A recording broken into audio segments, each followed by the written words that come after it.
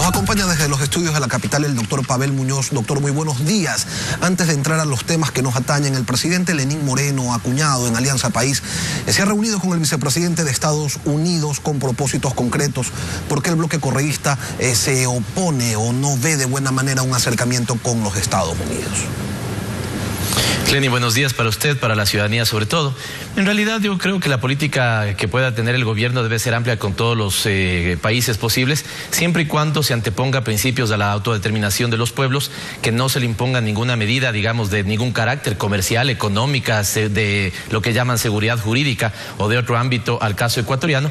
Y en ese sentido, lo que sí vemos con extrañeza es que hay un regreso, no solamente de posturas como las que podría manejar Estados Unidos, que de hecho espero que ayer se haya topado esta de las más vergonzosas políticas que ha visto la humanidad en el último tiempo, como es la separación de los niños de padres migrantes, que fundamentalmente vienen de América Latina, sino que también regresa a esta lógica de que el Fondo Monetario da sus apreciaciones sobre cómo debería manejarse la economía, que de alguna u otra manera hace previsiones de qué es lo que debería pasar y qué medidas deberían tomarse.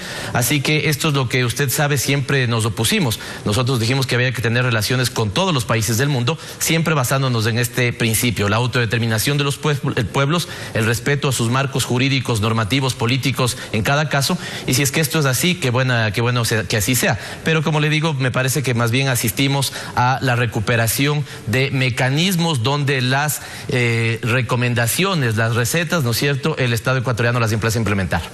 Que la ley de fomento productivo es más peligrosa que que la ley de fomento productivo es un ingrediente más de un peligroso cóctel Molotov. Así lo ha afirmado usted, que es presidente de la Comisión de Régimen Económico, que en otros tiempos ha analizado otros proyectos de ley, no este, que estuvo a cargo de la Comisión de Desarrollo Económico. ¿Por qué la remisión que se plantea ahora es mala y la del 2015 que impulsó Rafael Correa sí fue una buena cosa? Gracias por mencionar ese, que es un mensaje que en algún momento le había planteado a la ciudadanía, porque efectivamente así lo veo, Lenín.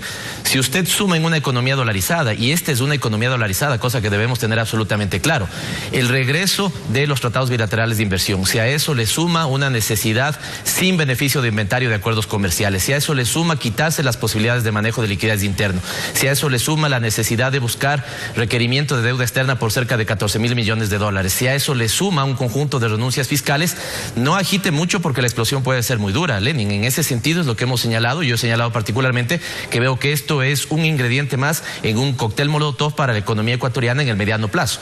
Y déjeme de señalarle sobre qué tres ideas generales para después entrar a algunos detalles de la ley. La primera es que tiene un problema político la ley, y es que plantea un modelo económico que nunca fue votado en las urnas. Y este no es un tema menor.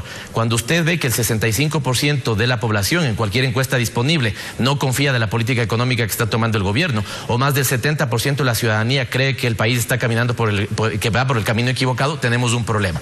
El segundo es un problema de los beneficios que están pensados para algunos sectores.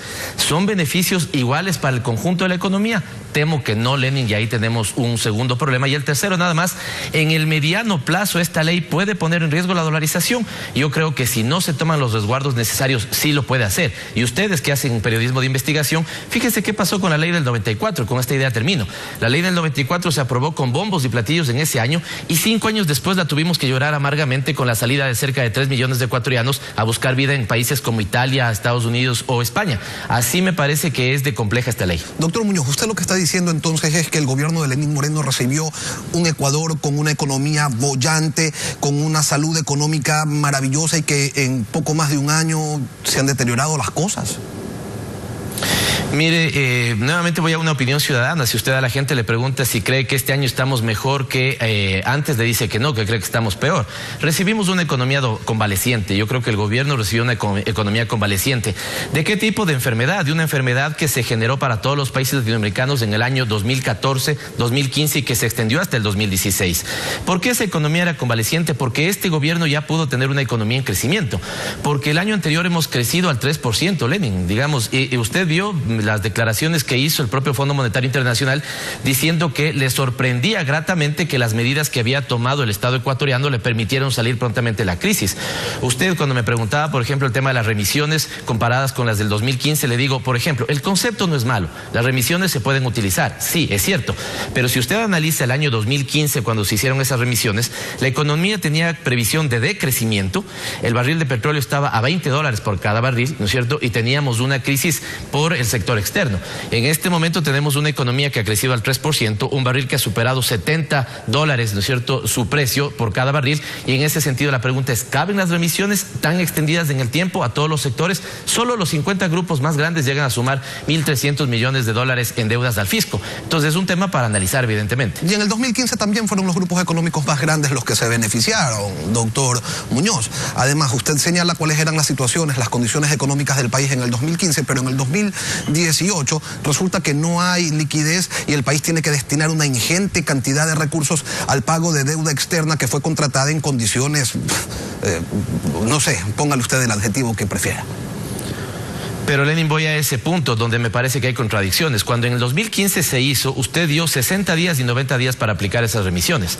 ¿Por qué? Porque el concepto es, si yo tengo en este momento necesidades de liquidez, necesito que esa plata entre rápidamente. Pero si en este momento usted plantea en condiciones distintas una remisión para esos grupos y les da hasta 2 años para que paguen deudas, la gran pregunta es, ¿cómo es que tiene esa necesidad de liquidez de 2 años? Y usted señala un tema muy importante que yo quiero valerme para la explicación con información que proviene de la Asociación de Bancos Privados del Ecuador. Si lo que se dice es que hemos tenido una deuda excesiva, lo que esta ley plantea, Lenin, es que lo que vamos a eliminar es la forma de liquidez, de manejo interno de la liquidez. En otras palabras, para que la gente nos entienda, que entidades del Estado le puedan prestar al Estado. Y esto ha logrado consolidar una deuda, insisto, esta es información de la Asociación de Bancos Privados, deuda interna agregada de $14.355 millones. ¿Qué dice esta ley? Que esta deuda interna en pocos meses básicamente deja de existir. Eso significa entonces que usted va a tener que sumarle esos $14.000 millones a los 35 que ya tiene, a los cerca de 35 que tiene en la deuda consolidada externa. Porque aquí hay un problema, Lenin, que es importante. Si un gobierno como el actual no quiere utilizar unas herramientas de política económica, ok, que lo haga, que no las utilice. Pero es un grave error para la economía ecuatoriana que la ley corte, ampute posibilidades de política económica, porque cuando las necesite ya no las va a tener. Es malo entonces tomar recursos de las empresas públicas, pero sí era bueno tomar recursos del IES, del Banco Central, donde está la plata de los cuentaahorristas, donde está la plata de los gobiernos autónomos descentralizados. O sea, lo de ahora sí es malo, lo de antes era perfecto.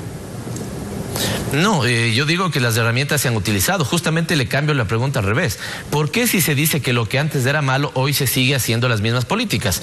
¿Por qué si se dijo que teníamos un sobreendeudamiento, el gobierno actual se endeudó en más de $7.500 millones? ¿Por qué si se dice que no valían, ¿no es cierto?, las colocaciones internas entre el Banco Central y la economía nacional, por qué se lo ha hecho? Veía ayer un pronunciamiento, lo tomo con pinzas porque no sé si es real, pero veía un pronunciamiento de un analista económico como Alberto Acosta, hijo me refiero, y él señalaba que en este momento se está recurriendo a deuda interna de CENEL y SELEC, me parece. Y entonces, ¿por qué usted señala o sataniza instrumentos de política pública que se utilizaron en los años anteriores y está utilizando exactamente los mismos? Porque este tipo de economía, Lenin, necesita de alguna u otra manera cuidar eso. Déjeme ponerle un dato que clarifica más o menos cómo está comportándose la economía. Más adelante va a tener a la directora de Servicio de Rentas Internas que verifique estos temas.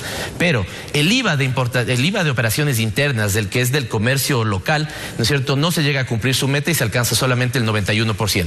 En cambio que el IVA de importaciones crece y la meta se cumple en 113, 114%. El ICE, el consumo suntuario interno, decae, pero el ICE, el consumo suntuario importado, crece a una meta de 153%. Esta es una alerta para una economía dolarizada, Lenin, porque estamos sacando más dólares que los que ingresamos y una economía dolarizada funciona solo con una cosa, con dólares dentro de la economía.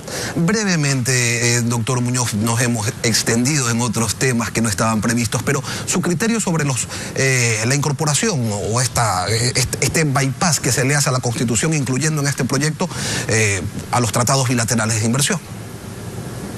Sorprendente, asombroso, Lenin. El artículo 422 de la Constitución es absolutamente claro. Si un asambleísta no lo entiende, no implica que la Asamblea tenga que consultar a la Corte Constitucional. Pero nuevamente déjeme valerme de un gráfico, qué bueno que lo pude traer. Aquí hay una creencia dogmática en los tratados bilaterales de inversión. El Ecuador desde 1965 ha firmado 30 tratados bilaterales de inversión. Cuando se firmaron más fueron en la época 1990-1999.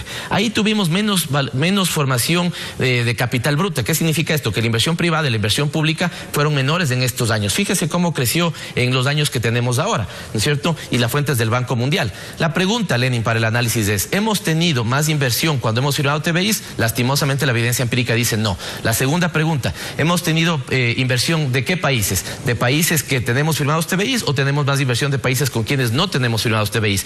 Y es lo segundo. Y finalmente, Lenin, el mundo, y si no, fíjese lo que está diciendo la UNTAC en las Naciones Unidas, está revisando los tratados bilaterales de inversión porque se cede jurisdicción nacional a centros de arbitraje que generalmente, si usted revisa la estadística, en 70% fallan a favor del gran capital transnacional y no a favor de los estados. ¿Que hay que dar seguridad jurídica? Sí, tanto al Estado como al inversor privado. Salgamos del dogmatismo y conversemos de qué mecanismo utilizamos que genere respeto a los derechos humanos, a la jurisdicción de cada caso y donde el Estado no se ve afectado. Sin embargo, la deuda con China es así, la preventa petrolera con China es así, es que hay controversias, se resolverá en la Corte de Londres, ¿no? Con arbitraje.